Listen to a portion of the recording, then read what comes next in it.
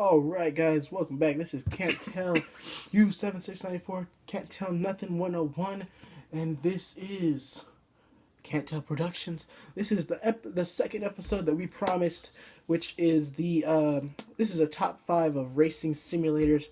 We're going to switch it up. I'm going to start this time, and he's going to go second. So my number 5, this is basically what would be half of 10, so 10 being the worst, 5 being it's good, but it's not great. Alright. My number 5 is Need for Speed, The Run. It was for all platformers, even consoles, handhelds, everything. It was for everything. It was a good game.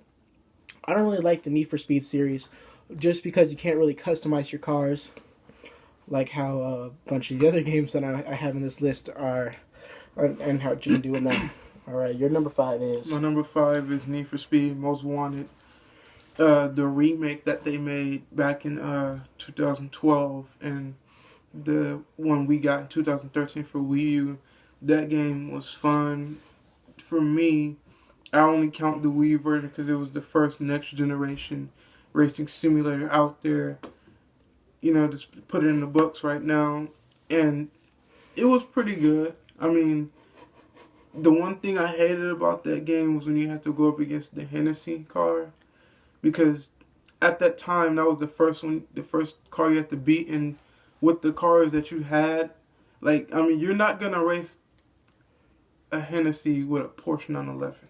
Like, you're asking to get beat down, like, Badly. yes. So I mean, you had to kind of work your way up to. He was the toughest most wanted car you had to earn. I mean, you would think that the first most wanted car you had to earn was the toughest. This dude was on another level.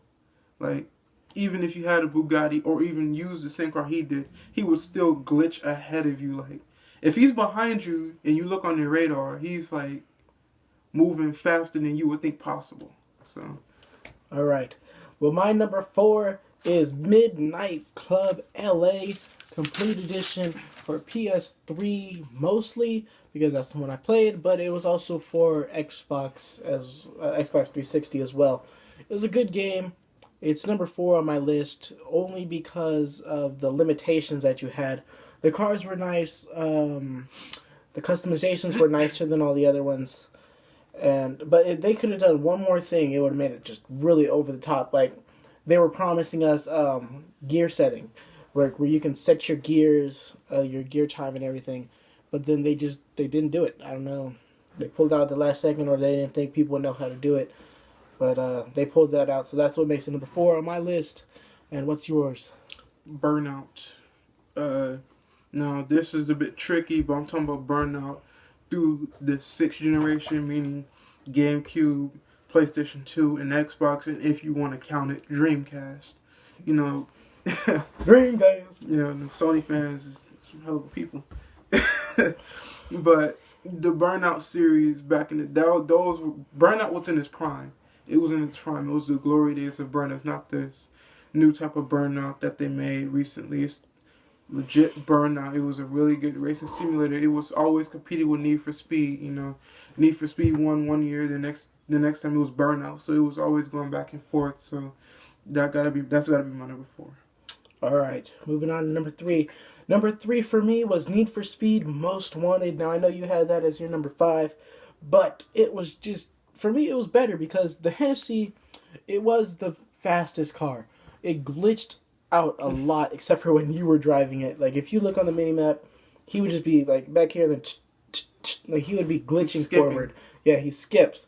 Which, I mean, because it's not on your radar, all the cars do that when you pass them. You look at them. He did it more than anybody. Though. Yeah, the only thing that made that car fast, and the reason why it was number 10 was the acceleration. You can let me talk. I know what I'm saying. All right.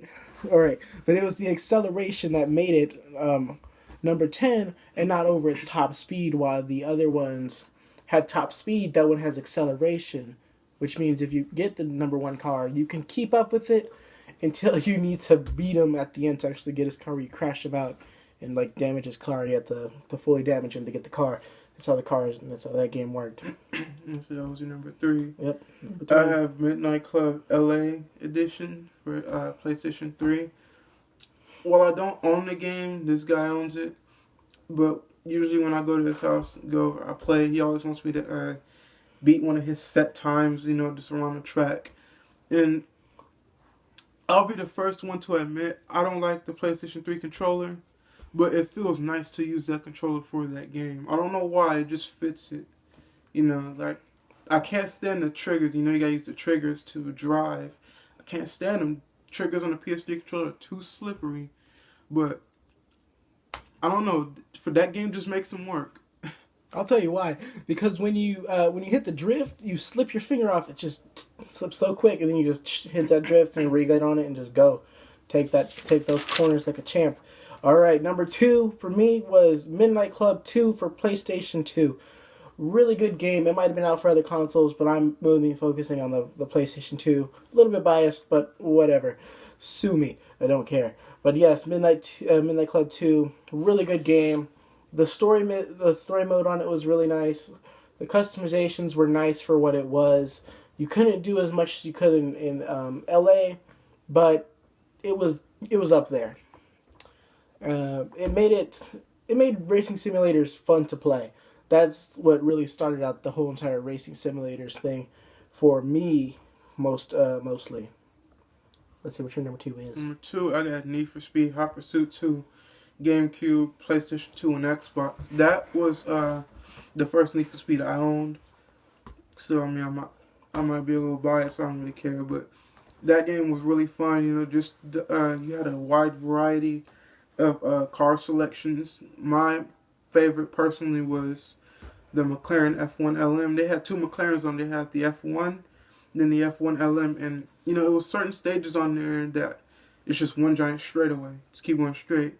And while you could never actually get the top speed of the car, the computer always did, and it made it fun because you would be far ahead. Next thing you know, it's a car that you're going really fast. Like with the F1 LM, the top speed was 205. I would hit 202, 203.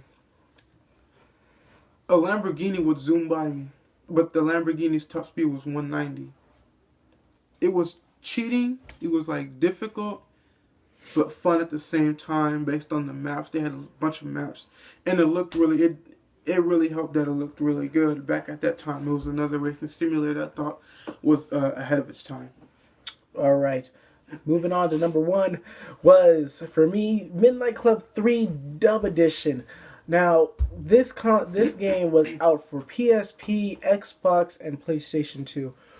Man, it put like the whole entire Need for Speed series to shame, really, because this game was amazing. It had all the classic cars that would really fit it. It had muscles, tuners, luxury, exotics. It flowed so well. It really set the standard for what is the racing simulators today. Now I know I said that for Midnight Club 2, but this one really put it above and beyond. The maps were really nice. It was track set racing, point to point. It just encompassed everything that would be racing that you would do in a racing simulator and in real life. It was in this game, point to point, light to light. Like it's crazy. Organized, unorganized races from one spot to another. Find your own path. Like everything was just so amazing. This game. The controls were really easy. It was easy to master for like any age. The car designs were nice. They were built tough. The damage rate was nice. NOS was good. And then the abilities that they gave you with like muscle cars. Each type of car had their own ability. Muscle cars was roar. Tuners and luxury was zone. And then exotic was slow down, where you can slow down time and zip into different corners and stuff. Real nice stuff there. What's your number 1? This game isn't out yet. It's scheduled for a 2014 release. It is Project Cars.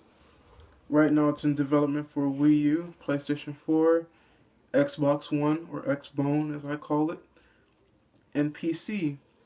The reason why this game is number 1 is because it has something no other racing simulator has as its main focus, and that is a dynamic weather system, crash implement system, real-time physics, and the next generation particle effects and all that good stuff.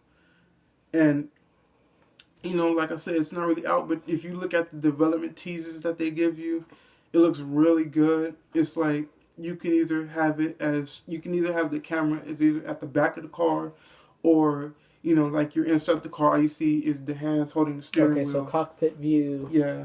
Static view. Or you could just have it like straight from the front, like bumper view. Yeah, MW3 did, Midnight Club 3 did that. That was the first to implement those kind of styles of camera angles, where they did the inside the cockpit, the front bumper.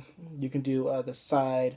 And there was classic and action, to where if you crashed, it would like flip around into the crash and like go throughout the whole all the camera angles in one go. So pretty cool. Like I said, Project Cars is not yet still in development, but if you're on YouTube, just check out Project Cars. Of course, they're on YouTube. They're watching. No, this I'm video. just saying. This guy. Whenever you're on YouTube, you're not no one's on YouTube 24/7 like that. I am. That's you, but I'm not. So I'm just saying, whenever you're on YouTube, just go check out Project Cars. Just go look at a lot of them are screenshots, but they do have like videos about it. You just go look at that. It's I can tell this is gonna bring back, in my opinion, the racing simulator back to its former glory. Back when things were really good, not just a rehashed version of a game every year or two. This is gonna be the comeback of Racing Simulator. It's a really good game. It's coming out. It's slated for later this year, 2014, Q4 release. So go check that game out and go pick it up when it comes out. All right.